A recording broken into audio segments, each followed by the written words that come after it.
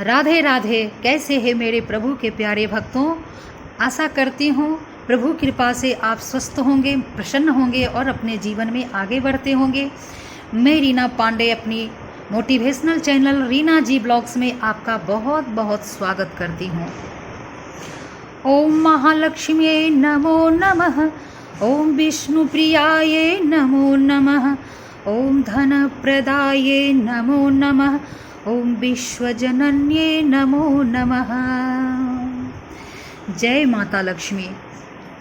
मित्रों, आज जो मैं आप लोगों को बताने जा रही हूँ बहुत ही खास है। वीडियो को शुरू से अंत तक ज़रूर वॉच कीजिएगा।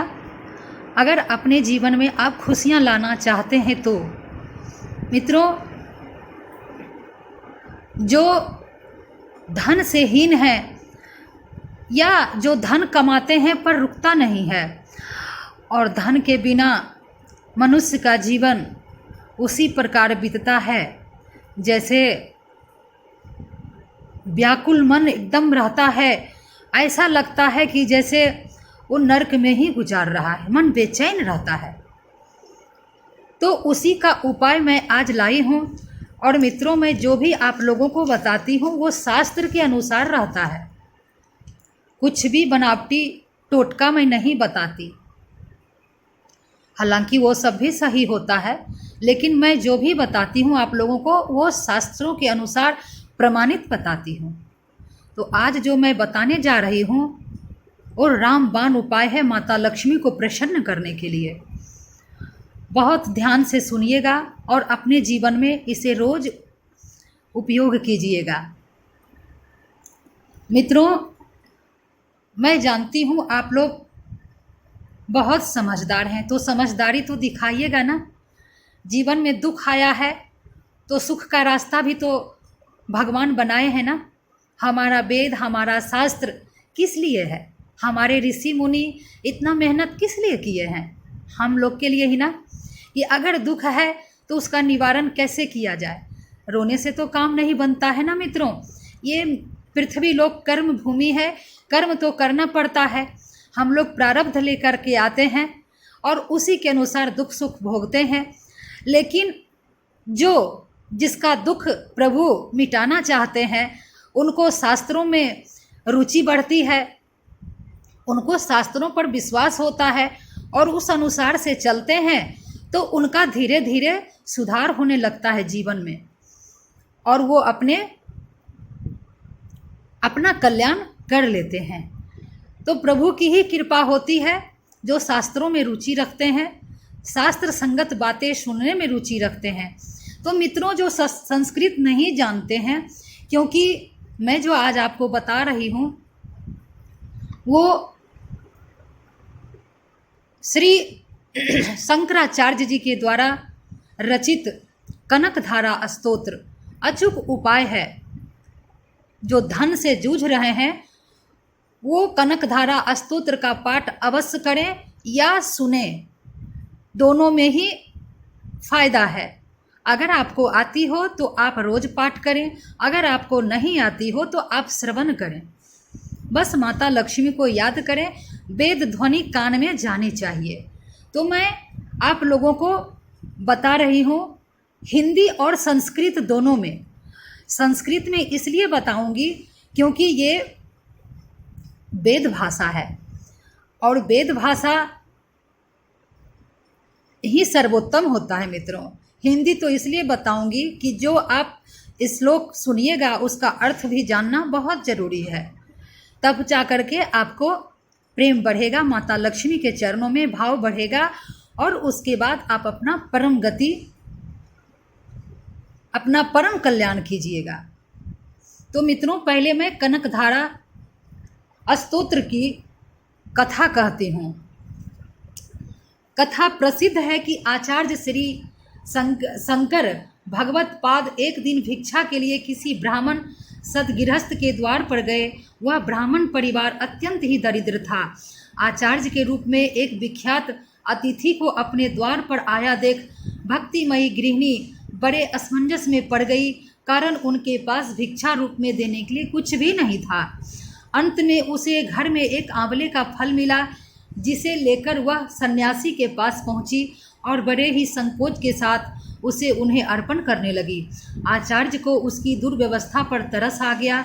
उन्होंने तत्काल ऐश्वर्य की अधिष्ठात्री देवी भगवान नारायण की अर्धांगिनी वात्सल्यमयी भगवती महालक्ष्मी की स्तुति प्रारंभ की और उनकी वाणी से अनायास ही करुणापूर्ण ऐसी कोमल कांत पदावली पर स्फुटित हुई, जिसे सुनकर भगवती महालक्ष्मी देखते देखते आचार्य के सम्मुख अपने त्रिभुवन मोहन रूप में प्रकट हो गई और कोमल शब्दों में पूछने लगी, मुझे कैसे स्मरण किया? आचार्य ने सारी बात कह सुनाई और जगदम्बा से प्रार्थना की कि वे इस दरिद्र परिवार पर कृपा कटाक्ष की वर्षा करें। भगवती ने बताया कि उस गृहस्थ का प्रारब्ध ऐसे नहीं है उसे इस जन्म में धन की प्राप्ति हो सके। आचार्य ने बड़े ही विनीत शब्दों में करुणामयी अम्बा से निवेदन किया, पूर्व जन्म में इस ब्राह्मण ने कोई ऐसा सुकृत कर्म नहीं किया है जिसके फलस्वरूप उसे धन संपत्ति दी जा सके। इससे क्या हुआ? मेरे जैसे भिक्षुक को आंवले का दान देकर इसने जो मेरे ऊपर महान पुण्य राशि अर्जित की है, उसके कारण यह अतुल धन संपत्ति का अधिकारी हो गया है। अतः उस पर कृपा अवश्य होनी चाहिए। इस युक्ति का भगवती खंडन नहीं कर सकी और उसी समय उस गृहस्थ के आंगन में सोने की वर्षा हुई, जिसके फलस्वरूप उस गृहस्थ का दारिद्र्य सदा के लिए मिट गया और वह प्रचुर धन संपत्ति का स्वामी हो गया। इस घटना का शंकर दिग्विजय के चतुर्थ सर्ग में स्पष्ट उल्लेख मिलता है। तभी से इस स्तोत्र का नाम कनकधारा स्तोत्र हो गया। इस स्तोत्र का श्रद्धापूर्वक भक्ति भाव से पाठ करने पर बहुतों को धन संपत्ति की प्राप्ति होती हुई सुनी गई है। इस चमत्कारी स्तोत्र का पाठ करके सभी धन की इच्छा रखने वाले लाभान्वित हो सकें, इस पुनित भावना से इसे सरल भावार्थ में शंकराचार्य जी ने रचना की। इसके श्रद्धा एवं विश्वासपूर्वक पाठ व अनुष्ठान से ऋण मुक्ति और लक्ष्मी प्राप्ति होती है। कहा जाता है कि आचार्य शंकर ने इसका पाठ करके स्वर्ण वर्षा कराई थी। तो मित्रों, अब मैं कनकधारा स्तोत्र के तरफ चल रही हूँ। पहले आपको संस्कृत में सुनाती हूँ, फिर इसका हिंदी में अनुवाद करूँगी। आप सुनिए और अपना कल्याण कीजिए। श्रीमत् शंकराचार्य विरचितम श्री कनकधारा स्तोत्रम। अंग हरे पूलक भूषण माश्रयन्ति भृंगांगनेव मुकुलाभरणं तमालम्। अंगीकृताय अखिल विभूतिर पांगलीला मांगल्यदासतु मम मंगल देवतायाः। मुग्धा मुहुर्विदधति बदने मुरारेः प्रेम त्रपा प्रणिहितानि गतायगतानि। मालादृशोर्मधुकरिव महोत्पले या सा मे श्रियं दिशन्तु सागर संभवायाः। विश्वामरेन्द्रपद विभ्रमा दान दक्षम आनंद हेतुरधिकं मूर्विद्युषोऽपि। इसी निसीदतु मयि छन्नमिच्छनार्दमिन्दीवरोदर सहोदरमिन्दिरायाः। आभिलिताक्षमधिगम्य मुदा मुकुन्दम् आनन्दकन्दं निमेषमनङ्गतन्त्रम्। आके करे स्थित कनिनिक पक्षम नेत्रं भूत्ये भवे नमं भुजंग सयांगनायाः। बाह्यंतरे मधुजीतः श्रीतिकौस्तुभेया हारावलिव हर नीलमयी विभाति कामप्रदा भगवतोऽपि कटाक्षमाला कल्याण माँ बहतु मे कमलालयायाः कालाम्बुदालि ललितोरसी कैटभारिर्धाराधरे अस्फुरति या तटिदङ्गनेव मातुः समस्तजगतां महनीयमूर्तिर्भद्राणि मे दिशतु भार्गवनन्दनायाः प्राप्तं पदं प्रथमतः किल यत् प्रभावान् माङ्गल्ये भाजि मधुमाथिनी मन्मथेन मय्या पते तदिह मन्थर्मिक्षनादधर्मन्दा अलसं चोमकरालये कन्यकायाः दत्याद् दयानुपवनो द्रविणाम्बुधाराम् अस्मिन् किञ्चन विहङ्गसिसौ विषन्ने दुष्कर्म धर्मं पनीय चिराय दूरं नारायण प्रणयिनी नयनाम्बुबाः इष्टाविशिष्टमतयोऽपि अयादया दृष्टया त्रिविष्टपदं सुलभं लभन्ते दृष्टिः प्रहृष्टकमलोदर दीप्तिरिष्टां पुष्टिं कृशिष्ट मम पुष्करविष्टिरायाः गिरिदेवतेति गरुरध्वज सुन्दरीति शाकम्भरीति शशिशेखरवल्लभेति सृष्टिस्थितिप्रलयकेलिषु संस्थिताये तस्यै नमस्त्रिभुवनैके गुरोस तरुण्ये श्रुत्यै नमोऽस्तु शुभकर्मफलप्रसूत्यै रत्यै नमोऽस्तु रमणीये गुणार्णवाय शक्त्यै नमोऽस्तु शतपत्रनिकेतनाय पुष्ट्यै नमोऽस्तु पुरुषोत्तम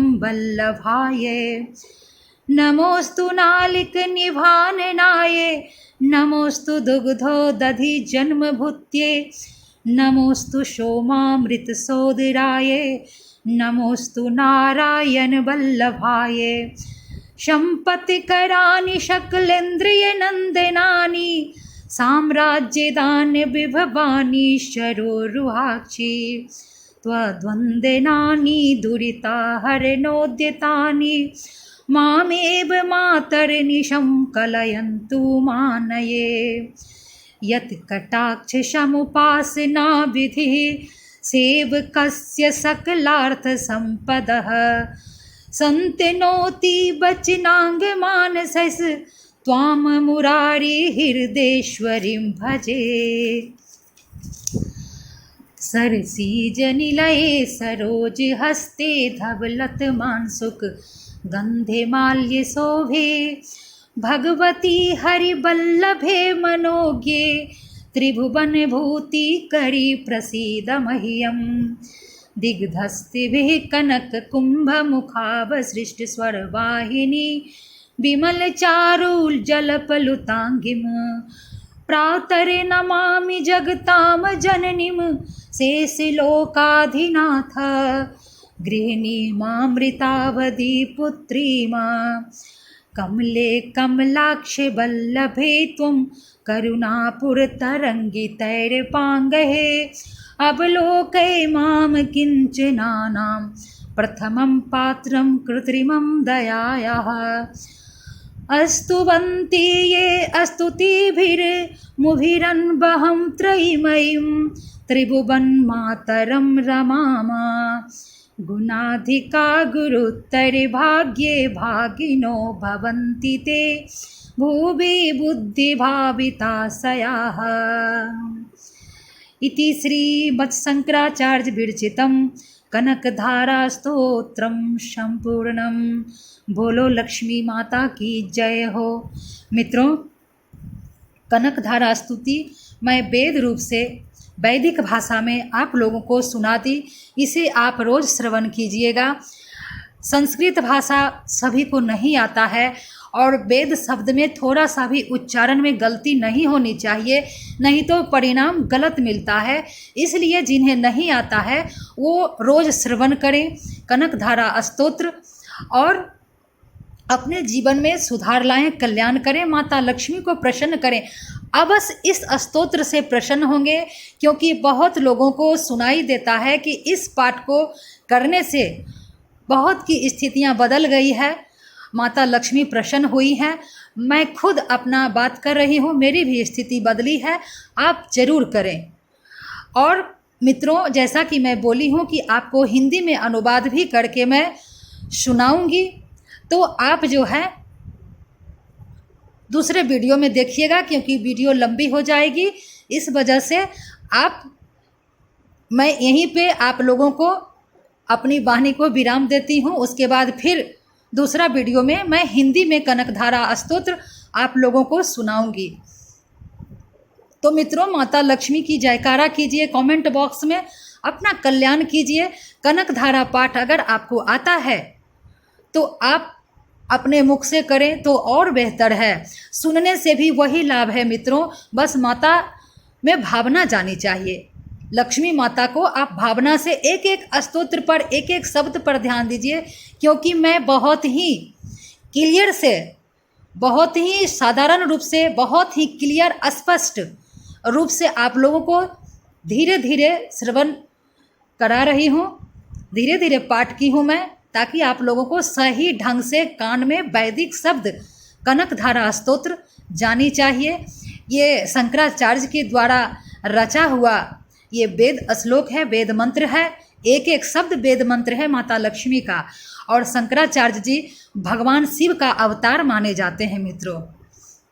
जो केदारनाथ, बद्रीनाथ, इन सभी का जो मंदिर आप प्रतिष्ठित देखते हैं, वहाँ पे केदारनाथ बाबा का, वहाँ पे आप इनको देखते हैं, बद्रीनाथ भगवान को शंकराचार्य जी ही वहाँ पे प्रतिष्ठित किए हैं।